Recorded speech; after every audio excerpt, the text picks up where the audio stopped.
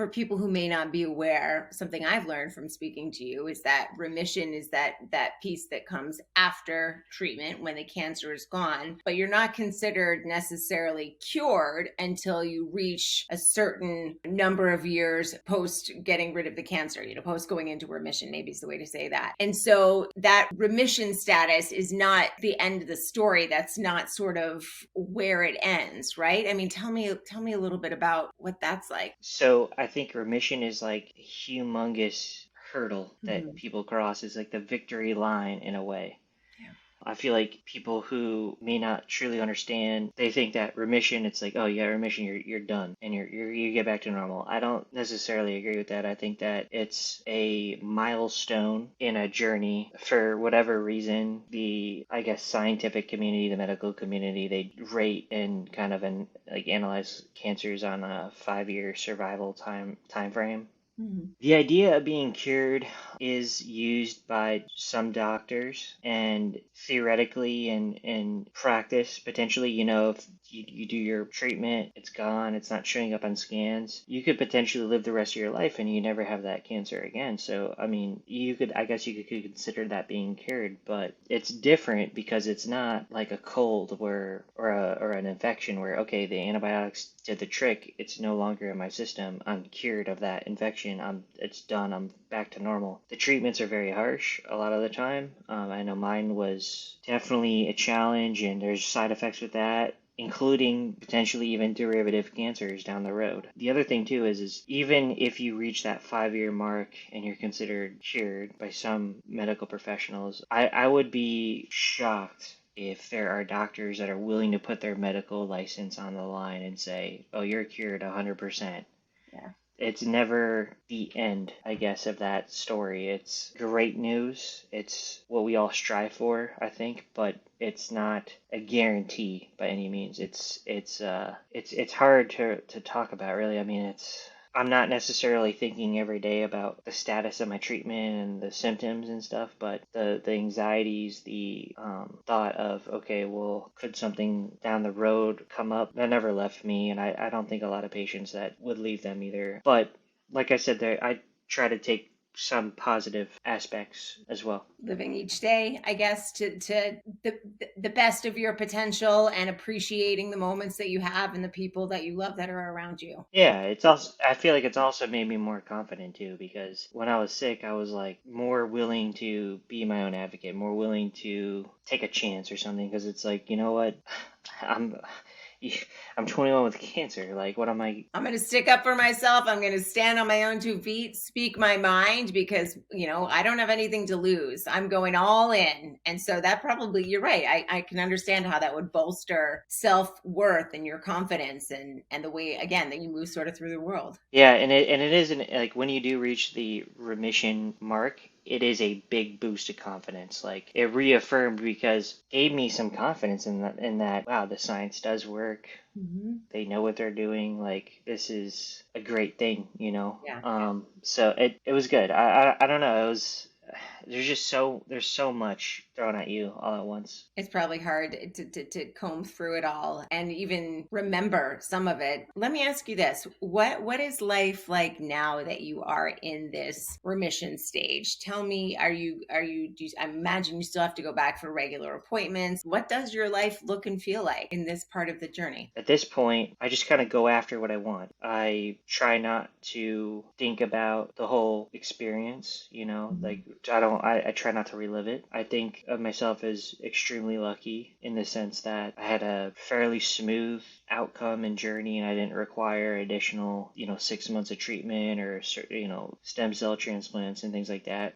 Unfortunately, every day there's people being put in my shoes in a way, just like they're getting the call that I did. And so I think that it's in a way inspired me, like, hey, just know you're not alone. Because before I was diagnosed, I couldn't think of anybody I knew that had a similar situation to me. Mm-hmm. And so I just try to be a voice for those people and an inspiration, if I guess you can call it that. I go in for continuous checkups Mhm. every periodically throughout the year. So far everything is looking good, and that's a huge relief. But even as an appointment approaches, like even if I have a checkup scan, that anxiety, that fear will start coming around again, and I'm like, hopefully things are okay. I mean, I've learned to at least check certain areas of Mhm. my body for abnormally large lymph nodes. Instinctively, there are times where I'll do that. I do it regularly. I try to tell other people Do it. to do it. Just try to make a scary experience a little bit better, I guess. Yeah.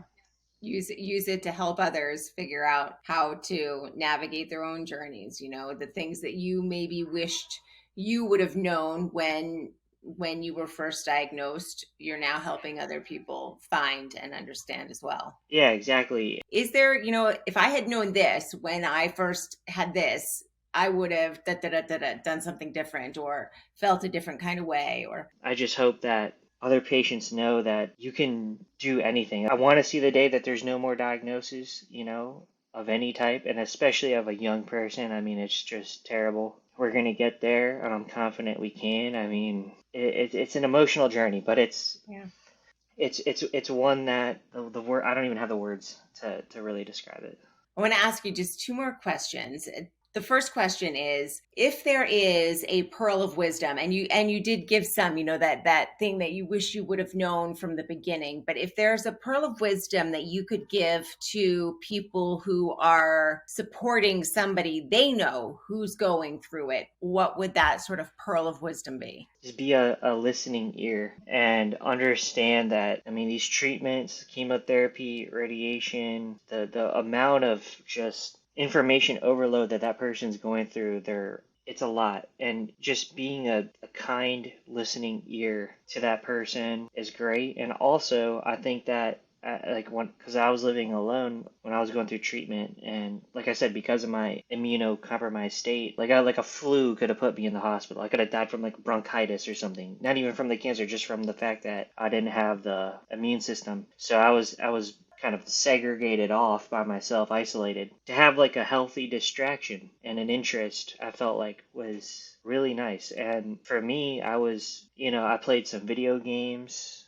Mhm. where I was able to talk to my friends without having to risk the infection thing, or if they were, in school or they had moved to another city to start their career or whatever, Sure. I could talk to them. I loved reading about business, and just like as a financial professional, I'd read a lot and listened to audiobooks. Like if reading like a physical book was too much, I would do audiobooks, podcasts, as simple as, finding a show that you Yeah. like. Or I know some people, like I would go to the chemo room with, because our appointments are pretty much at the same time every other week, and the same crowd would show up. There was like some ladies there that would knit, and they got really good at it. I felt like that just kind of reinforced the whole idea that just something to get your mind off of it, really. Yeah, and it's just as far as being a caregiver goes, and I think that those caregivers need support too. I mean, that's a hard thing, and they deserve a lot of credit as well, because that they are literally a part of the full treatment package. Chase, we'll have another opportunity to talk, but before we go today, is there anything that you wanted to talk about or touch on that I haven't asked you? Anything you think is important to say now? Just generally speaking, life is a beautiful thing, and just absorb all of what even could be construed as like a minor event in your life that Mhm. even brings you a little joy. Like really take that to heart, because when I was sick, I didn't necessarily have like regrets, but I was like, wow, like if this is it for me, or this is gonna just keep going south and I'm gonna have to keep doing, I'm gonna be sick for a long time, I was like, wow, I wish I would have savored those moments more, or told that person how I was feeling, or expressed my gratitude towards somebody, or even just as simple as, I wish I would have went to that while I had the opportunity to. So it just live life to the fullest, really. I mean, It's amazing. Chase, I really appreciate you sharing it with us. You're awesome. Thank you so much.